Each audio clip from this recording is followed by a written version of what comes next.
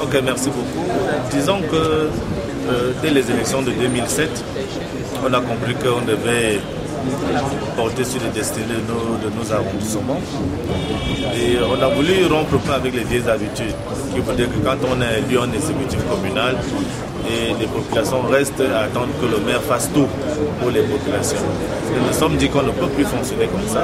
La décentralisation est mise en place et nous également, on doit mettre sur pied ce qu'on appelle une gestion participative, c'est-à-dire avec nos populations. Donc, un maire en réalité aujourd'hui ne peut plus travailler sans l'avis de ces populations, sans associer ces populations au développement local. Alors concrètement, qu'est-ce qu'on a fait? On a 18 quartiers, on a créé ce qu'on appelle 18 comités d'animation et de développement. Et chaque comité d'animation et de développement a mis en place ce qu'on appelle une base de données de projet. Une base de données de projet étant ici un ensemble de projets à exécuter dans le quartier. Et on essaie donc de les programmer en fonction des moyens disponibles pour essayer de développer le quartier. Je prends un cas pratique, c'est-à-dire qu'il y a des problèmes d'eau potable à Yaoundé aujourd'hui. Et on a un de nos quartiers où ce problème se posait avec acuité. Donc à Massa Carrière, il n'y avait pas d'eau potable, pas du tout. Alors on a donc mis en place ce qu'on appelle les opérations de captage. Les opérations de captage qui voudraient qu'on aille récupérer de l'eau au sommet de la colline, les stocker dans 3 grandes cuves et de les redistribuer aux populations. Alors pour exécuter cette mission, on a donc mis en place ce qu'on appelle une gestion participative. C'est-à-dire que la commune a apporté 6 millions et plus pour la réalisation.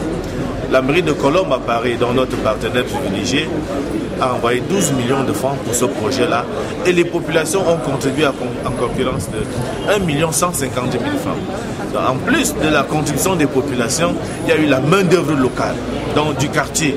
Donc on a tout mis la main dans la pâte. Et aujourd'hui, ils ont ce mini réseau de captage qui fonctionne à merveille. Et les populations ont de l'eau potable à souhait et à volonté, à la satisfaction de tout le monde.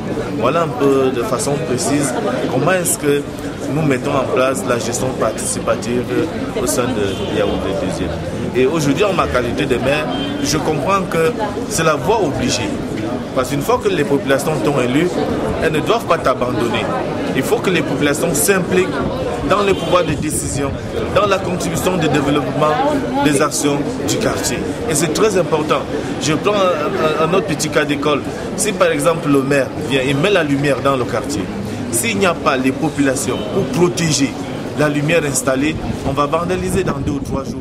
Et le quartier sera encore dans l'obscurité. Impérativement, il faut qu'il y ait les populations qui contribuent, qui sécurisent l'action de développement qu'on met dans le quartier. Raison pour laquelle je conclue aujourd'hui qu'aucune mairie ne peut fonctionner s'il n'y a pas en place une gestion participative de toutes ces populations.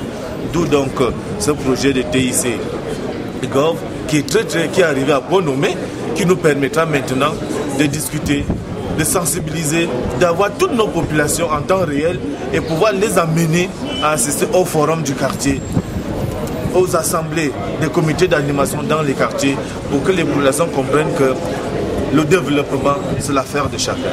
On dit hygiène et salubrité, assainissement, sécurité, santé.